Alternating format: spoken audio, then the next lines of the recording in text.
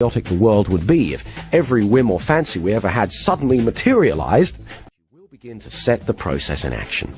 Okay, I'd like you to stop for a moment and imagine how your life would be different if you are much wealthier. How will you walk? How will you talk? How will you feel? How will others treat you? How will you feel about paying bills? What kind of luxuries will you have? What will you buy? How will it feel better to be earning more money? Think about this every day until you become very comfortable and used to it.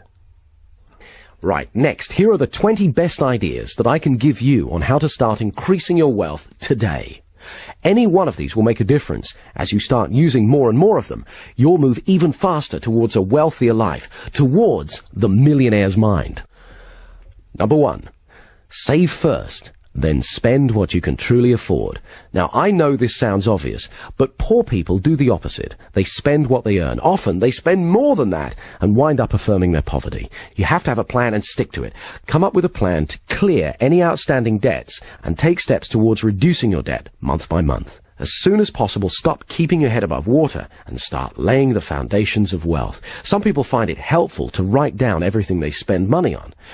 Somehow, having it right there in front of them makes it much clearer. 2, study wealthy people. Find out what it is that they're doing and you aren't. Understand how they think and behave towards money and wealth. Do the technique we did where you choose a role model. Ask yourself, what did they do that I don't do yet? Read books and listen to audio programs on wealth. There's plenty of superb sources of wisdom on the bookshelves. 3, ask for help. I find that as long as you're polite and respectful, most people are willing to help. There are other reasons why asking is a good practice. It makes other people aware of who you are and lets them know you take yourself seriously. It's a sign of self-worth.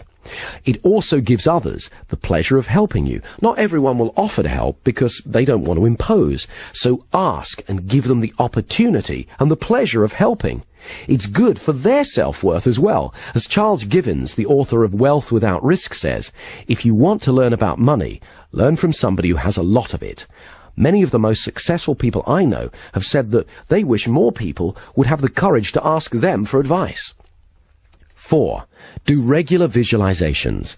Create a sensory-rich experience of what it is that you want so your unconscious mind can get a clear idea.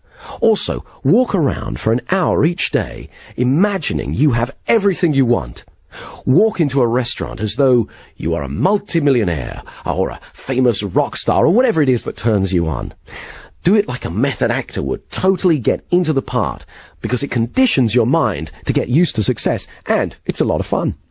5, make a joy list. Think of everything you love doing. Then, regularly treat yourself. Let yourself know that you really care about yourself.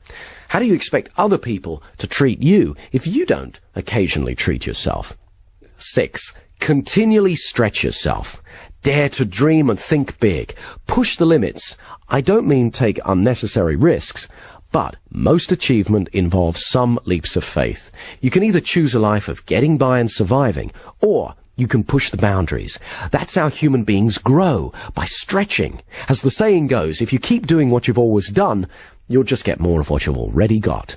Highly successful people are continually stretching themselves. Stretching means moving out of the comfort zone. It's easy to become complacent and get stuck. However, if you continually look for bigger challenges, then you continually grow. It's important to have big dreams so you can grow into them. As Donald Trump says, you have thousands of thoughts every day. You might as well make them big ones. 7, get comfortable with money.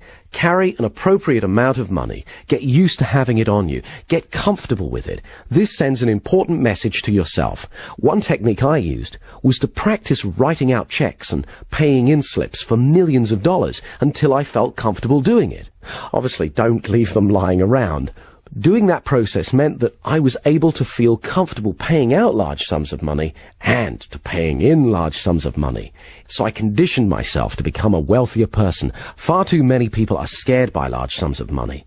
When you get more money, your financial pressures don't get smaller. They get bigger, but that's the fun of it, because you become a more capable person. You have to be prepared to accept the responsibility. Be ready to play the bigger game. The bigger the challenges, the bigger the rewards. Like mastering any new skill, you do it one step at a time, rehearse success over and over again, and then have it happen in the real world. Imagine what it's going to be like to be wealthier, so when it happens, it's not overwhelming. It's a pleasure. Number 8. Always give more than you're paid for. That way, other people will have a feeling of value towards you. It was only as long ago as the 60s that Japanese products were generally considered cheap and tacky. The legendary corporate consultant Edwards Deming largely helped in changing that. He developed a strategy that was adopted by the Japanese that focused upon two simple but important ideas: quality control and constant improvement. Nowadays, Japan is a nation of industrial might. By changing their beliefs about what was important, they became wealthy and powerful. It's easy. Just ask yourself, how can I do it better next time? Constantly look for ways to improve.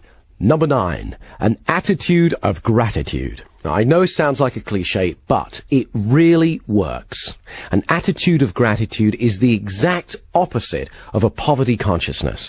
When you start to regularly think of all the good things you have, of how fortunate you are, that sends a strong message of abundance to your unconscious mind and creates a flow of prosperity. One of the single most important things you can do is make a practice every night before you go to sleep of thinking through all the good things in your life. Your health, your friends, your opportunities, where you live in the world, and so on. And say thank you to God, to life, the universe, whatever it is that you feel most comfortable doing. A friend of mine has a great saying along these lines: today's gratitude buys you tomorrow's happiness. Of course, this also applies to people. Others love genuine gratitude, and it encourages them to help you again and again in the future. Number 10, stop seeing poverty as a problem and treat it as a challenge. Most wealthy people have to overcome it at some time in their lives. You don't have to make millions overnight. Just start making a bit more and more each day. Number 11, watch out